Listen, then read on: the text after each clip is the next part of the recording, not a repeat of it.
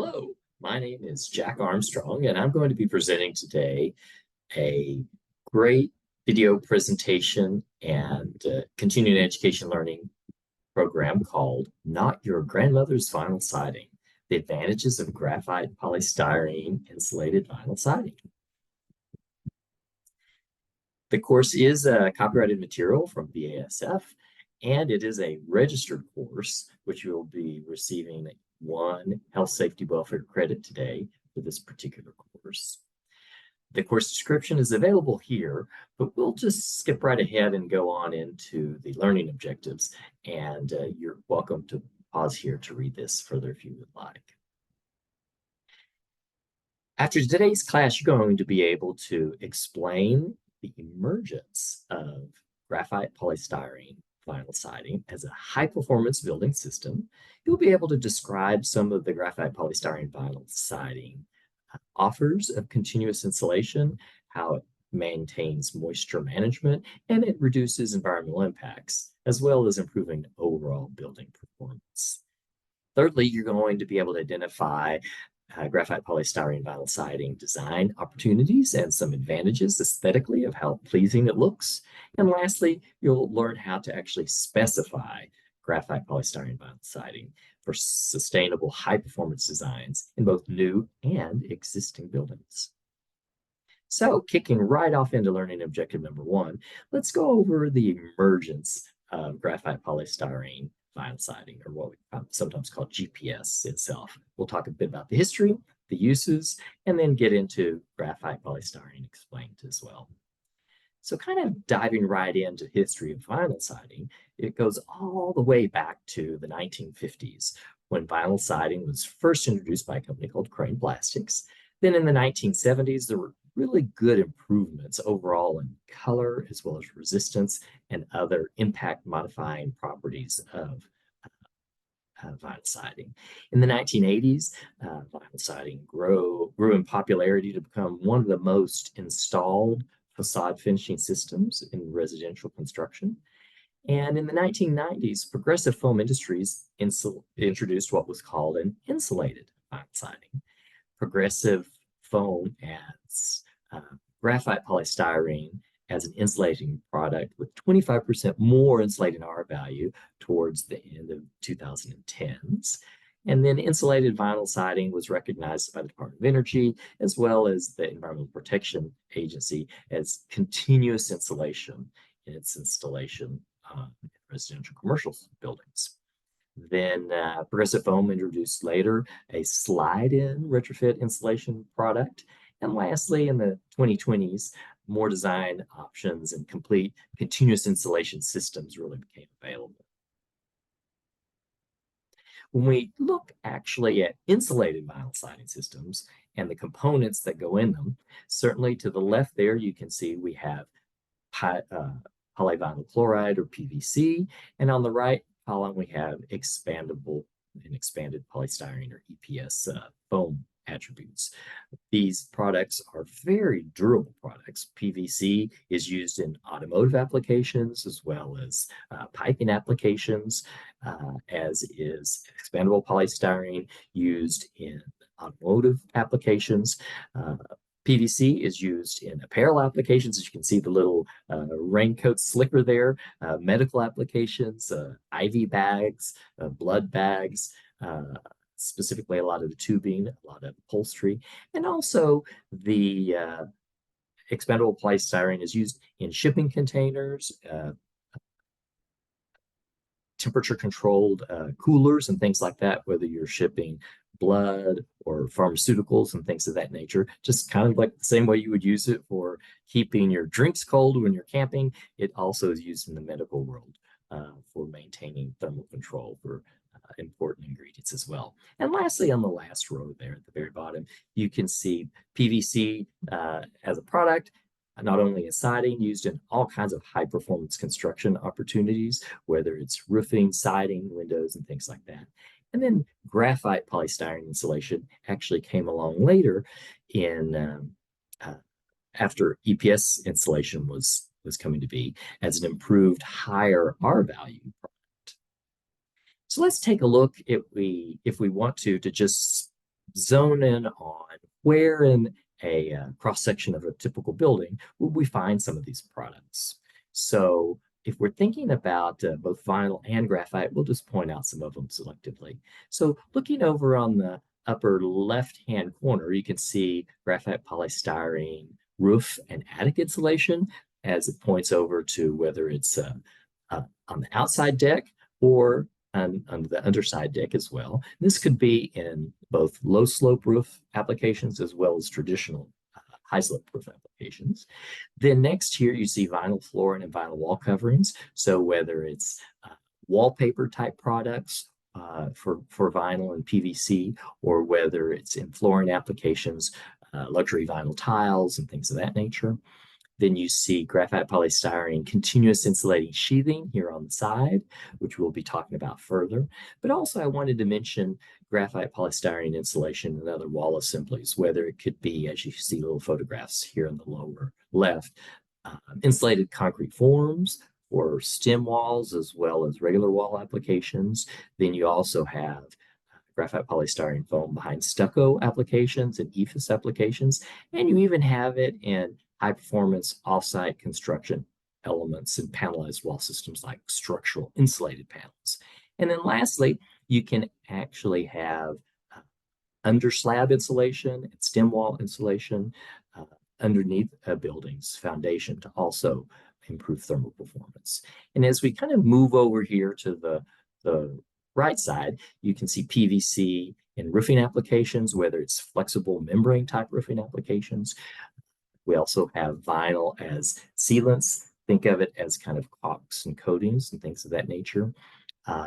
We have the coatings can also be whether it's going to be in window systems as well as other coating type systems, but certainly even vinyl as a structural element in window frames. Then, of course, there's vinyl cladding, PVC type siding, which we'll be talking about today. And then a whole assortment of millwork, facade finishes, trims that are PVC related. And lastly, here, the ubiquitous PVC pipes, whether it's in yard sprinklers, piping in systems and housing, fluid control, septic control systems, and things of that nature, even sprinkler systems for fire. And then lastly, we'll be mainly zooming in today's conversation about graphite polystyrene backed insulated vinyl siding.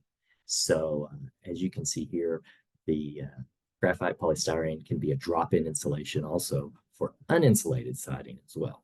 So hopefully that gives you a little bit of a feel for the places that both of these products are used in residential and sometimes like commercial construction as well. Now, as we go to kind of dive in a little bit deeper about, well, what is graphite polystyrene insulation itself, we can understand a little bit more as we think about an insulation that is nominal in its water absorption, 100% recyclable, a very low embodied energy, and adhering to all of the regular expandable polystyrene ASTM style requirements.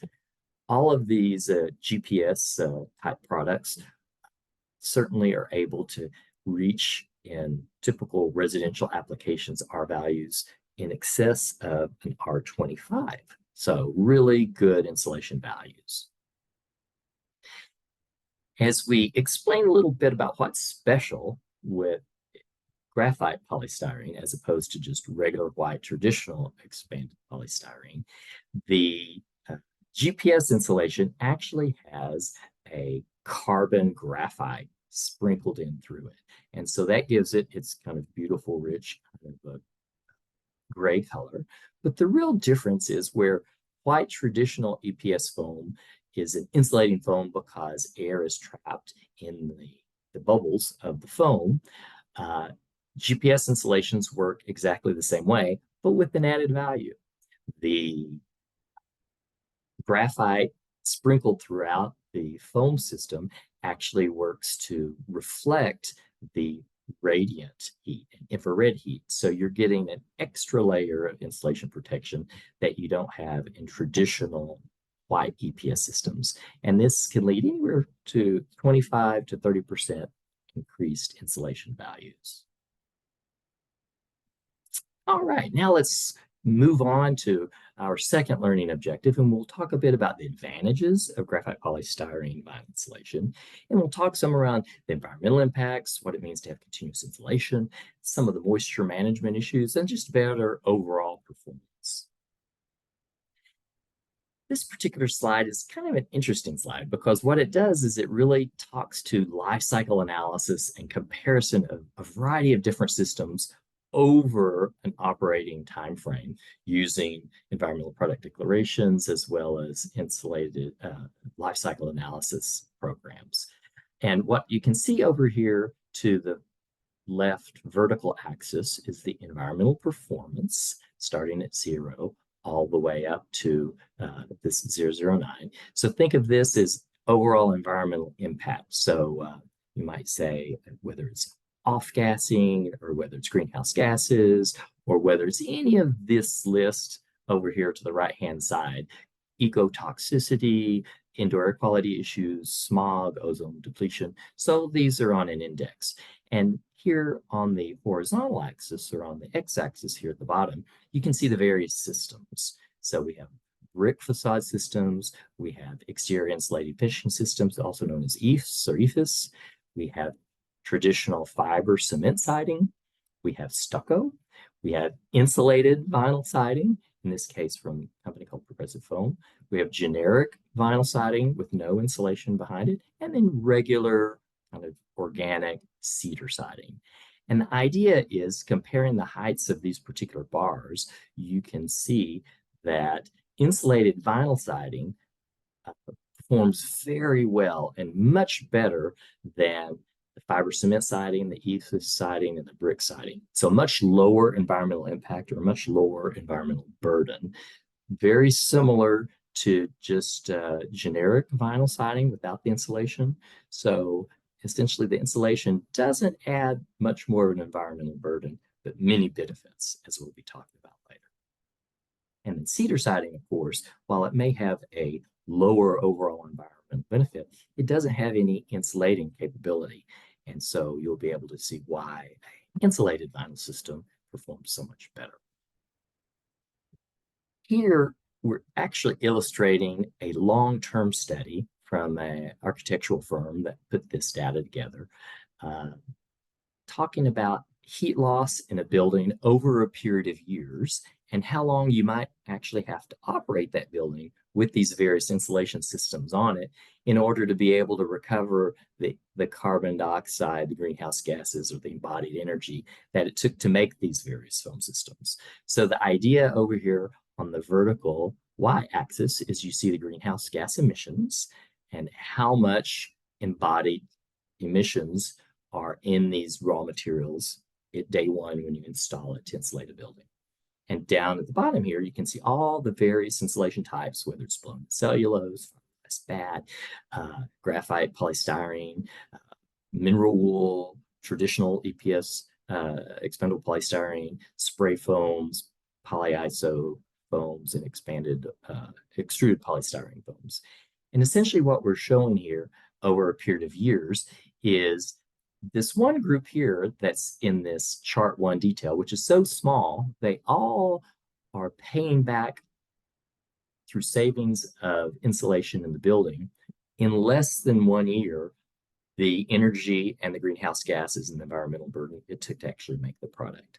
So what that means is as these items are produced, they have some environmental burden, but once they're applied to the building, they're saving so much energy in the building due to better insulation that the heating systems in this natural gas heated building are able to save enough gas to pay back in quicker than 6 months. And there's an exploded kind of zoomed in view here, and you can actually see a little bit better the various colors. But the real point is to say that the graphite polystyrene enhanced insulation actually performs almost the same as blown in cellulose and fiberglass spat, which are traditionally some of the most eco-friendly insulations out there. So what does that really look like in terms of comparing facade systems like vinyl siding to other different siding systems? So here on the left, you can see up top, if we use life cycle analysis to look at the impacts of just traditional vinyl siding versus a regular brick and mortar type system. And you can see that the impact of the vinyl siding global warming is 83% less than the bricks and mortar system. So if we want to think of it in terms of maybe an automotive comparison, it might be like driving the PVC product is like driving a Tesla versus a large truck, a F-150 truck.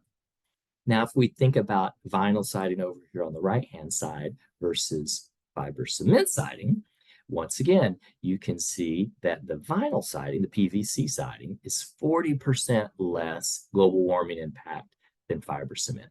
So comparing in our automotive analogy again, it's not quite like a Tesla, but it's still like driving a crossover SUV versus a large truck. So hopefully that puts into perspective somehow for you what this really means when we think about life cycle impacts. One thing to consider is that the graphite polystyrene insulated vinyl siding is a product that can be recycled. So at the end of life, over its life cycle being used in a building, it can actually be removed and it can be delivered to a reclamation center where actually the EPS foam is separated from the vinyl siding. In step 3 here, the vinyl siding is then reprocessed and can be ground up and reformulated into new siding products or other elements. And the EPS foams can also be recycled as well. So where it might be difficult to recycle some of the other insulating products, it's not with a vinyl insulating.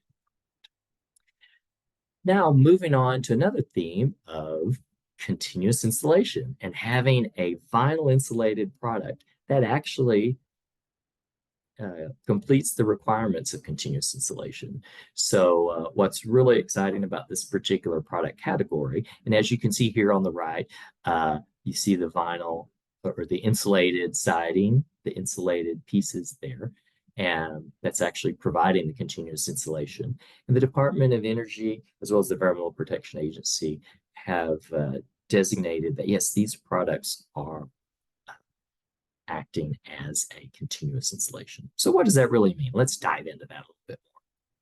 So first of all, why do you need continuous insulation? Well, there's this thing called thermal bridging. So if we look at these photographs down below and we look to the left, in the first left-hand picture, you can see a traditional light frame construction stud wall. And so every time you have a stud in the wall, in a cavity wall, you have what's called a framing factor. And typically you have, say, a 2x4 or a 2x6, about every 16 inches on center. And that gives you what's called a framing factor of 25%. That means the walls in the thermal envelope of a traditional structure are 25% wood, and there's only 75% of the space left in the cavity to actually put in some kind of blown-in insulation or cavity insulation. So every place there is a stud in the wall, that's a place where there's no insulation. So if you look over to the right here, you can actually see heat being lost with a thermographic imaging camera. And you can see the stripes going up and down kind of every 16 inches or so where there's a stud. And that's because traditional insulations maybe have an insulating value of, say, R value of 4 per inch, whereas wood only has an R value of, say, 1 per inch. So you can see the heat being lost here, this brighter color, through the studs. Additionally, this particular photograph it is done with the blown-in cellulose, and you can see how there's been settling at the top. And so you're starting to get more in this red and yellow colors, the heat coming through the wall as opposed to these lower areas. So this is why you want to actually have a blanket of continuous foam all around the exterior of these structure stud supporting systems to overcome that thermal bridge or that short circuit and loss of energy. So what do those continuous insulating systems look like? Well, here's a couple of different designs, assemblies. So over here to the left, you can see if it were a typical concrete block wall, masonry wall, then you'd have a foam sheathing that goes over it, and then you'd have some gypsum wallboard or or exterior side cladding, one of the two. So that's the continuous insulation that's protecting from the thermal bridging. In the center here, you can see some steel frame as your studs. Then you have some cavity insulation. But everywhere where there's one of these steel frame studs, that's a place where you have a thermal bridge or short circuit. So you can see here the layer of this case white foam behind the brick that's acting as a continuous insulation over that 25% thermal bridging. And then you have your cladding system here, which is the brick. And then over here on the very far right, you can actually see a traditional vinyl insulated foam sheathing product. So you would have your studs in the wall, perhaps with some cavity insulation, and then you have your vinyl with the foam backing on it, vinyl insulated uh, foam sheathing on the outside, which qualifies for continuous insulation and improved thermal performance. We're used to have those thermal bridges before. So as we look to our modern codes, continuous insulation is required in our energy, International Energy Conservation Code. So if we think of the code happening every 3 years, the code cycle starting pretty much in 2009, but certainly in 2012, then 2015 and 2018 have all required continuous insulation as a prescriptive measure to overcome these thermal bridges. ASHRAE 90.1, actually there's an A missing here, ASHRAE, American Society of Heating, Refrigeration, and Air Conditioning Engineers, 90.1 is a commercial program for code systems. And there are various climate zones across the country, as you can see here to the map to the left. And then, depending on the climate zone that you're in, there are prescriptive measures for how much insulation needs to be in each particular part of the structure. So attics should have climate zone 1, somewhere between R30 all the way to R60, if you're in climate zone 7 and 8. Attic insulation under insulated floor insulation. Then if you actually, as far as the walls go, have uninsulated frame walls versus insulated frame walls, you can see here an R13 wall with perhaps 0 continuous insulation in climate zone 1, or you could have only exterior insulation and have R10 continuous insulation on the outside and nothing in the middle, like an empty cavity. However, as we get up in the middle portions of the United States, say climate zone 4, you can see here the wall requirements are always with some piece of continuous insulation, maybe R20 in the cavity plus R5 continuous insulation on the outside. Or if you don't want such a thick wall, you can actually have an R13 cavity insulation, but an R10 continuous insulation. Or you can go only for external insulation and have R15 continuous insulation on the outside. So that's kind of how these climate zones work. So the benefits of utilizing a product like graphite polystyrene and insulated vinyl siding here to the left, if you look at this photograph here in the circle, you can see the traditional assembly without continuous insulation. And over here on the right-hand side, you can see that there was continuous insulation added on the outside of those stud wall with the gray graphite enhanced polystyrene foam vinyl backing. And that is functioning as this continuous insulation all around the structure. And then when you take a thermal imaging camera and you take a picture of the amount of energy loss, you can see that after addition of an insulated vinyl siding, there's no longer any short circuits and thermal bridging coming through. So that's the power of having continuous insulation. Now, when we talk about various facade finishes, various fenestration, and mainly facade finishing, you can have things like stone as a siding product, stucco, and you can see how little the R values are. Almost 0 for stone, not really much better for stucco. Brick 0.11. Fiber cement, not much insulation at all either, because these really absorb energy and conduct and transfer it. They don't stop it very easily. Vinyl siding, 0.6. Wood products, 0.8 R value. However, once you go to an insulated backed vinyl siding, you can see many times you're up well above 6 times more insulation. So in this R value of 2 to R value of 3.5, depending on thickness that you're specifying. Additional graphite polystyrene insulated siding options also are available for you. You can have drop-in boards for uninsulated siding where you can still add insulation behind an uninsulated siding product. You can get rid of or use things like shadow lines that are more pleasing. You can have consistent parallel siding lines based on how you're specifying things. But most importantly, you can have the trim options for the corners and the other details to really finish it out and make it look great and nice.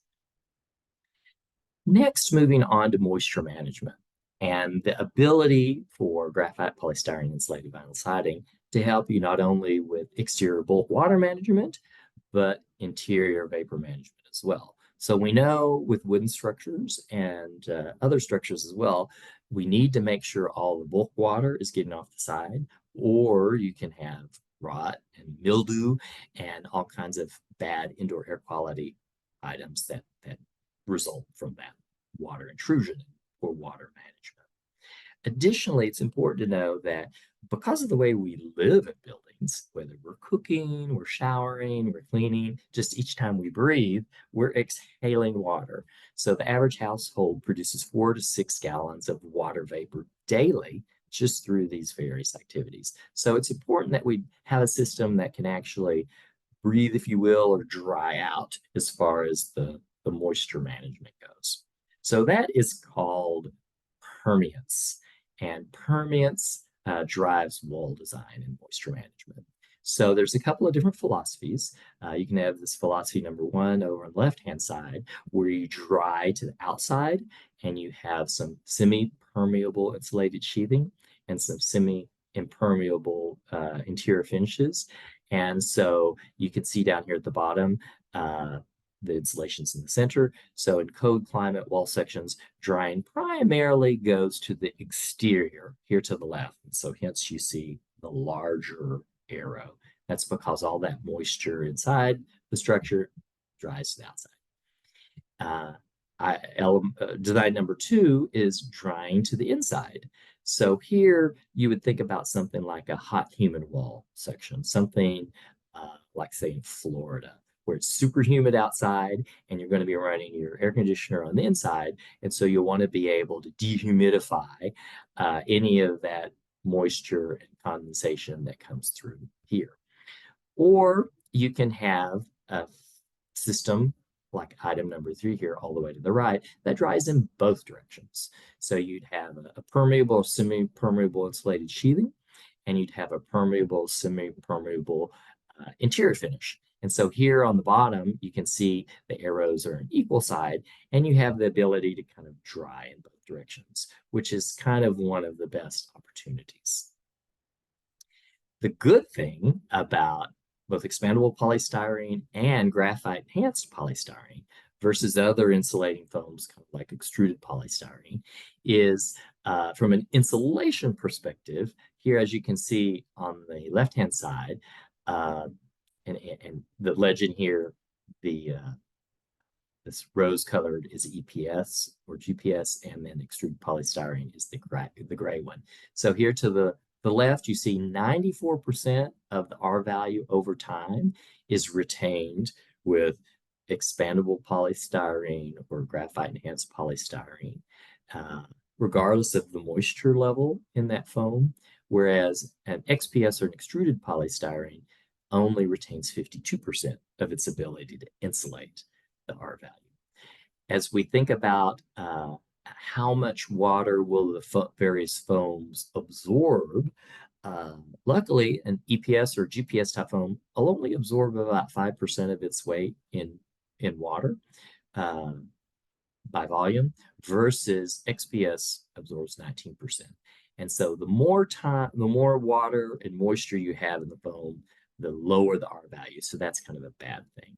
So here you can see in the photographs, the unfaced GPS has a perm rating of about 3.5, which means it can allow for drying in both directions.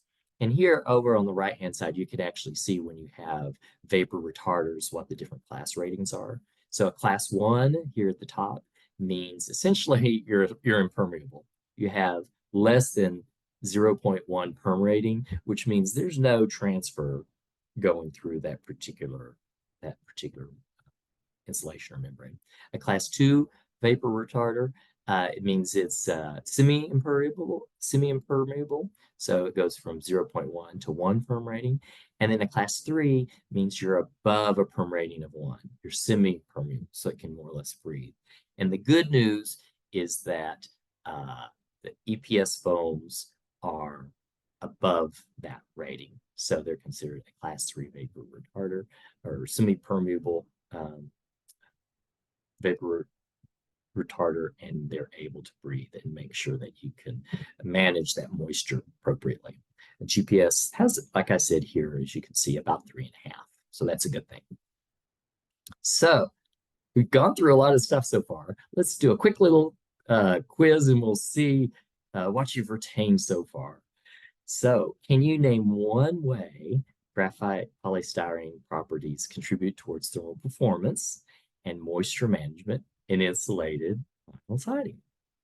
Well, I know you can't because we just talked about several of them. So a couple of answers, depending on what comes to mind first, is graphite polystyrene's thermal performance is 25% higher because of the graphite inside, the gray color, than traditional white expanded polystyrene foams.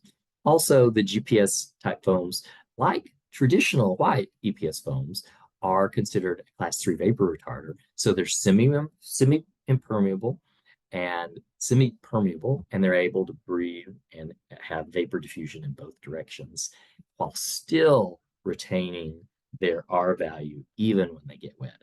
Much better than the other competitive products. So now changing gears and going on to kind of learning objective 3, chapter 3, how about the overall improved performance? So we have things that we'll hit on like noise reduction, durability, some less maintenance, and fire. So let's just hop right in. So acoustic comfort.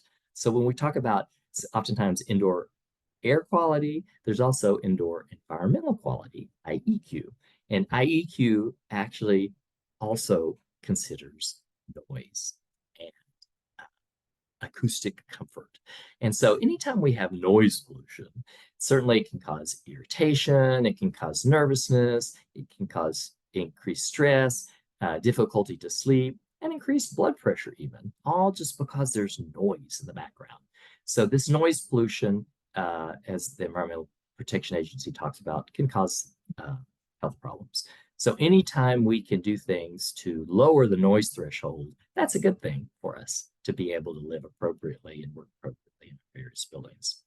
So the great news is insulated vinyl siding reduces noise by almost 39%, depending on the various hertz frequency levels. So reducing noise up to 8 times more than fiber cement siding.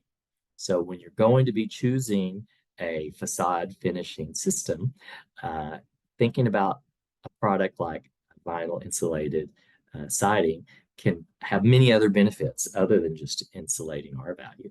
So here at the hertz range, you know, a dog barking is about 250 hertz. The lawnmower is about 400 hertz. A loud gunshot is 1,000 hertz. Chainsaws, 2,000 hertz. Motorcycles, 4,000 hertz. And a loud plane, 5,000 hertz. And the good news is that when we look at base walls that aren't insulated versus walls that do have insulated vinyl siding, in these really loud areas over here, 2,000, 4,000, 5,000 hertz for the chainsaws and the motorcycles and airplanes, you can see that the GPS insulated vinyl siding lowers that decibel transmission rating, 12% in this case, 37% in this case, and 39%.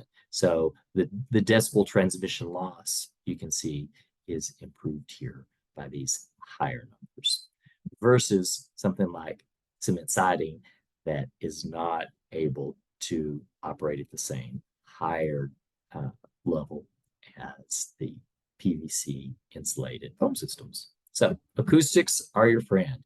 Now let's talk a little bit about durability. Here's a great little video, and you'll be able to see if impact resistance. So here's a baseball hitting uninsulated vinyl siding, and because there's that movement behind it, it can actually get chipped or divoted and cause a break.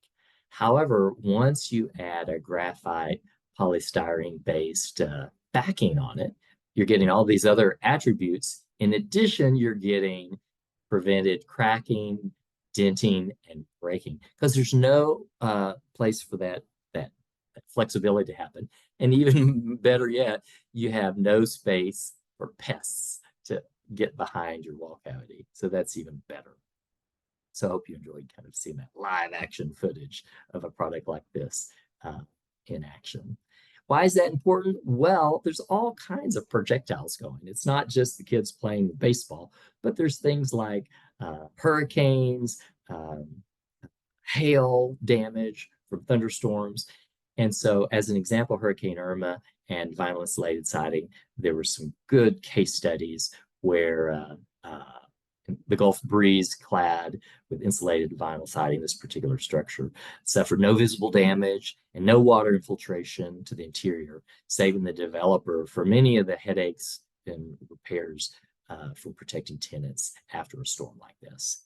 So durability is great, being able to withstand, say, in this case, 160-mile-an-hour Category 3 winds with no damage or water. So that's a good thing. Vinyl siding also cost-wise is good for the budget. So if we compare vinyl products, siding materials versus wood and many of these other aluminum, stucco, engineered wood, stone veneer, brick, you can see the cost per square foot and how the vinyl insulated products have the lowest cost.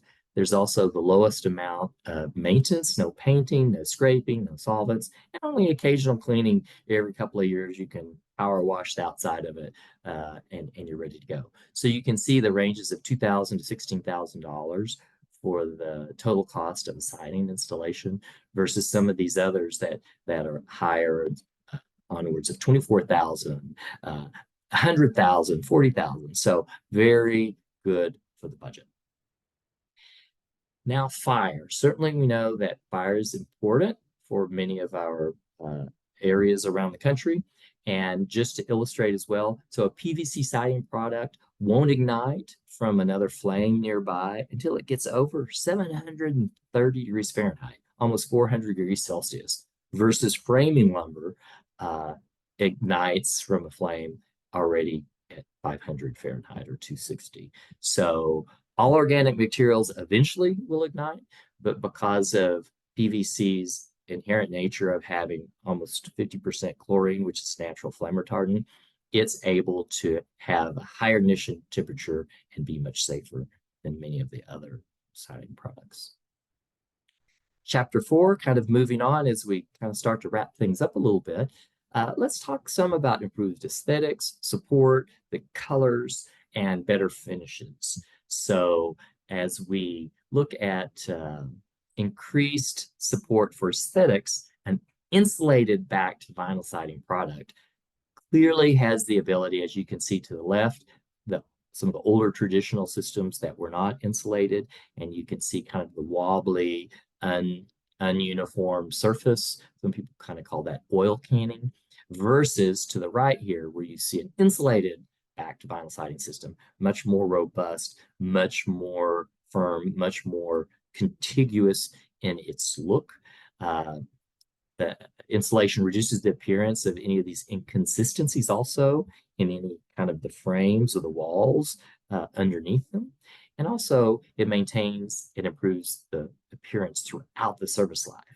And part of that improvement of appearance is the wonderful large palette of colors, premium colors, elite colors, even as we show here, Paramount colors, where you can have a variety of different very bold, robust colors that stand up to time and durability and still look good. Additionally, you can have uh, these wider and flatter panel options. So you can have, as you see here in the center, the shake and shingles in the country bridge style here. You can have board and batten uh, illustrations here. You can even have the wide board and plank in this kind of espresso color that's been illustrated. More importantly, you're seeing often today people mix and match different styles. And you can have, as shown here to the left behind the cactus here, you can have some stone, you can have wood, you can have the batten style to just compare and contrast a lot of different looks for whatever design aesthetic you're trying to get to. So, chapter 5 here, learning objective 5, how to specify graphite polystyrene siding. So, how would we do something like that? Well, as we've discussed, insulated vinyl siding offers several advantages from achieving many of these aesthetic and performance specifications, including great R value, the moisture management that we discussed, and the ability to kind of breathe in both directions to have moisture control and moisture flow with a perm rating well above 3, having characteristics and improvements for sound and acoustics and fire resistance, as well as we saw in the life cycle analysis, much lower environmental impacts in greenhouse gas attributes in CO2. So all that is very important nowadays as we look for sustainable building. Additionally, when you are specifying, make sure that you do specify this closed cell GPS foam, graphite polystyrene foam, and you can discuss which kind of R value you'd like. You can have a range anywhere from an R value of 2 to an R value of 5. You can have different densities in pounds per cubic feet, anywhere from a density of 1 up to 1.25. So the higher the density, the higher the strength, the rigidity, and improved R value. The thicknesses can be from about 3/4 of an inch of the insulation thickness up to about 1.25 inches. And cladding R values, just the PVC value itself, anywhere from 0.1 up to 0.8 when you're comparing all of the various R values from competitor materials. So you can have these very small numbers for an R value, or you can have something like an R value of 2 up to an R value of 5. So a lot more R value than competitive products. Additionally, specifying advanced moisture management, as we discussed earlier, graphite polystyrene foam and the expandable polystyrene foams for type 111 semi-permeable vapor retarders maintain their R value while allowing the vapor to dry in both directions and certainly away from the interiors.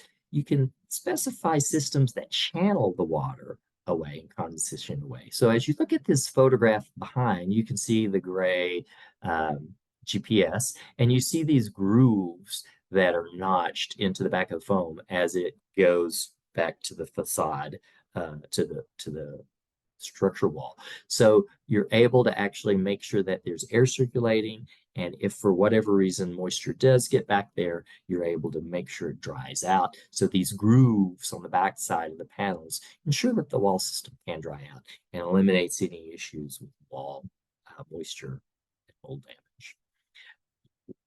Next, you can actually specify systems with a lot of continuous insulation details. So certainly adhered installation, but the details for the continuous insulation, things like specifying options that if it is permanently adhered, you have that, as well as specific profiles with chases that direct water down and away from the building. You can have great corner details as well as some of the other details around doors and windows.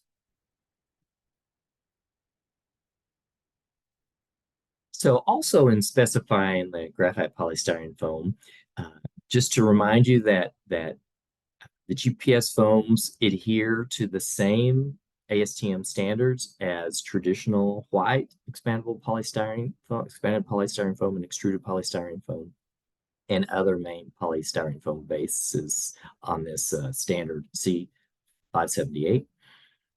However, the performance characteristics are different enough that in a lot of the main specification tools for the AEC industry here in North America, things like SpecLink and MasterSpec have created an entirely new category called graphite polystyrene to help product specifiers identify all these great attributes. There's a nice little list here of also different safety, healthy interior attributes and eco labels, whether it's different things from Underwriter Laboratories like Underwriter Laboratories Environmental, Green Guard Indoor Air Quality certifications, a variety of different standards where many of these emissions and off-gassing are used to simulate actual use and emissions kind of in the first 7 to 14 days of installation. And here you can see the full list of the variety of different standards that these particular products comply with.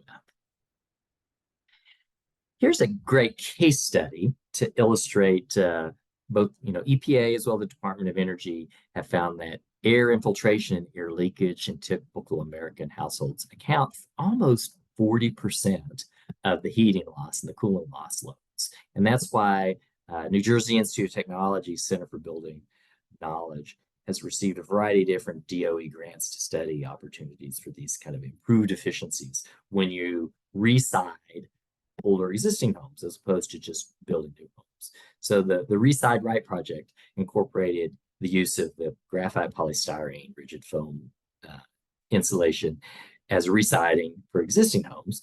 And the study concluded that the insulation is effective, cost-effective, and increased the energy efficiency. And most importantly, it reduced the average infiltration among these homes by almost 20%. So they were 38% less drafty, saved approximately $250 a year in energy. Over 25 years, that's $6,200. So really, from a retrofit strategy, it certainly gives great opportunities. Another case study here, residential exterior remodel in Ohio. So this half-back water H2O product for continuous insulation improved not only the performance of the installation, but the existing wall insulation. And the crane board 7-inch clapboard vinyl backed product added an additional R3 insulation to the siding, and it integrated in with it the graphite polystyrene insulation to help the thermal bridging from the existing framing factor below. And then lastly, there was a door, insulated door with also graphite polystyrene insulation that also helped the overall thermal improvement of this retrofit. And as you can see down in the lower left-hand corner, you can see the thermographic image before the insulated siding went on, and you can see that the heat coming through these red colors, certainly under the gable roof and around the window. And then if you look to the right, after the insulated siding product was coming on, you see very little heat kind of migrating through the walls, illustrating that it really is performing at a higher level. So as we wrap it up and kind of remind you what we've talked about through all of this course, graphite polystyrene insulated vinyl siding has really high performance building system attributes that deliver a variety of things. So we had our superior continuous insulation for the exterior wall. We had our effective moisture management, as we discussed, with the perm rating of 3.5 or so we can breathe in both directions. We had beautiful aesthetics for better, flatter finishes and those beautiful different colors.